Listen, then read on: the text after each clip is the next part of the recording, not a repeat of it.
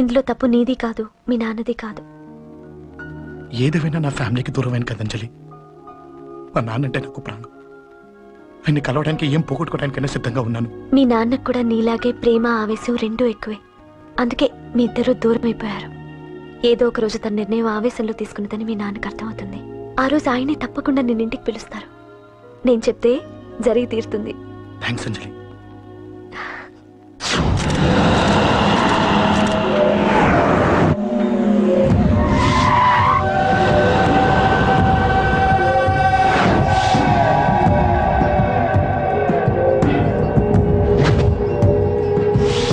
నన్ను కొట్టింది కూడా వాడే అన్నా.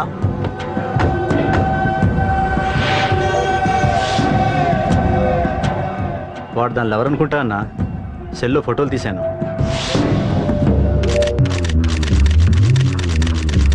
అన్నా వాడు అమ్మాయిని ముద్దు కూడా పెట్టుకున్నాడు. వాడు లవ్వర్ కాడు, వాడు ముద్దు పెట్టుకోలేదురా.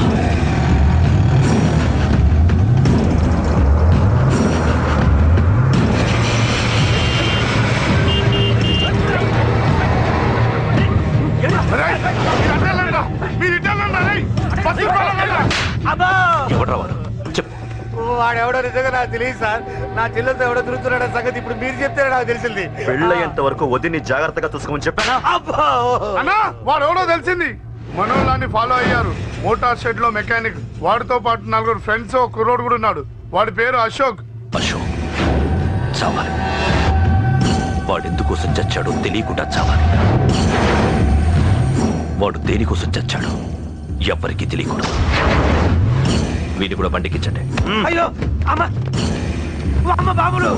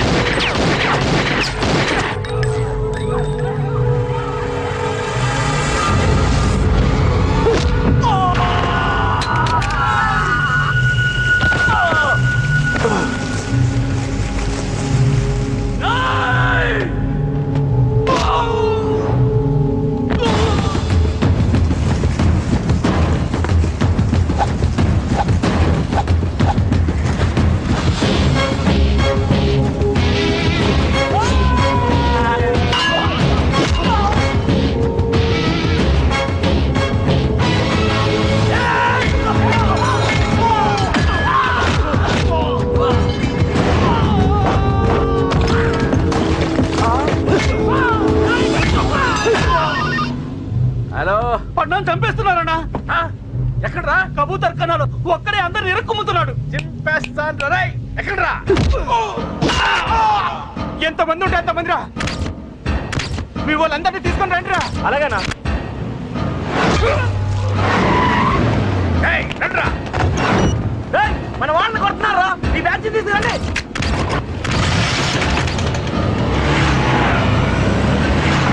ఏకేతముండే కొడుతున్నాడా? ఎవరా? మొత్తం వచ్చి తీసుకొస్తున్నా.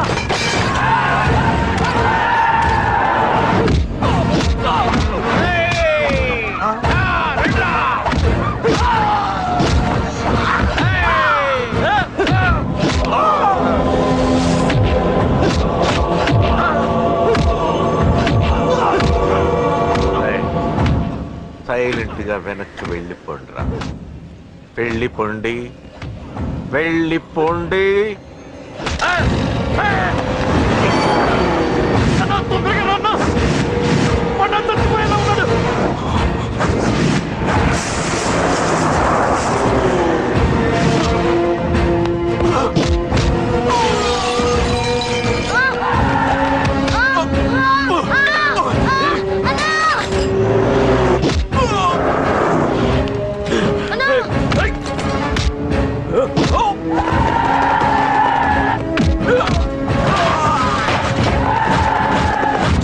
రే చిన్న కళ్ళు తెరురా రే.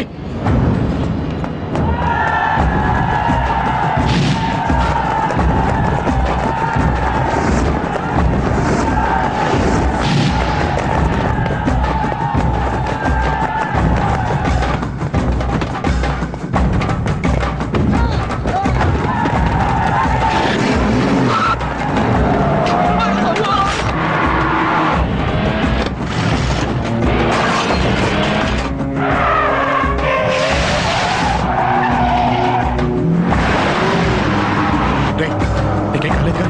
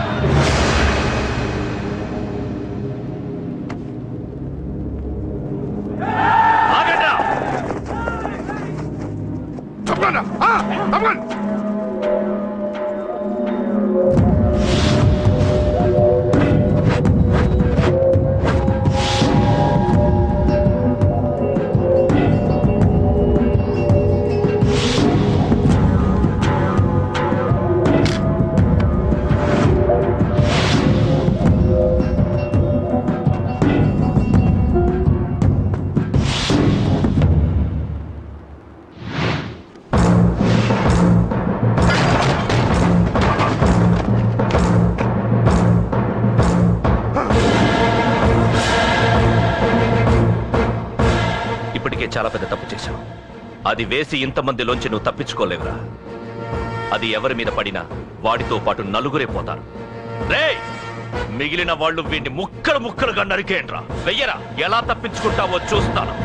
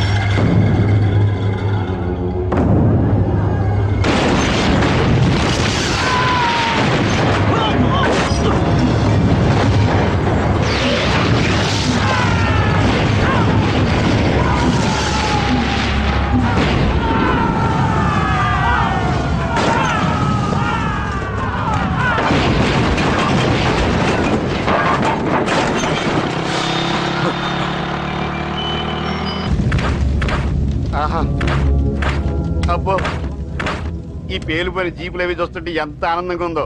నిజంగా ప్రత్యక్షంగా చూస్తుంటే ఇంకెంత బాగుండేదో. Hello sir, excuse me sir. వచ్చేసారా? ఇంకా రాలేదేట అనుకుంటున్నా. What news? అది చెప్పాల్సింది మీరే కదా సార్. అసలు ఏం జరిగింది రాసుకోండి, చెప్తాను. చెప్పండి సార్.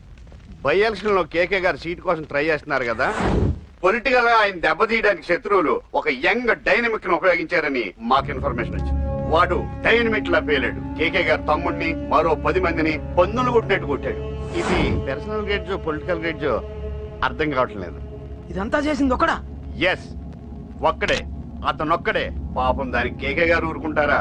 కొన్ని వందల మంది అనుచరులతో వాడి మీద అటాక్ చేశారు. దానికి వాడు ఊరుకుంటాడా? సింగిల్ హ్యాండ్ తో ఈజీగా వాళ్ళందరినీ చిత్తకొట్టేశాడు. అయ్యో బాబోయ్, కేక గారికి ఎంత లాసో? లాసా? మామూలు లాసా? అటు పరువు ఇటు ఫైనాన్స్ మొత్తం అవుట్. ప్రెస్ వాళ్ళు మీరే ఎంత ప్రెస్ అయిపోతున్నారు.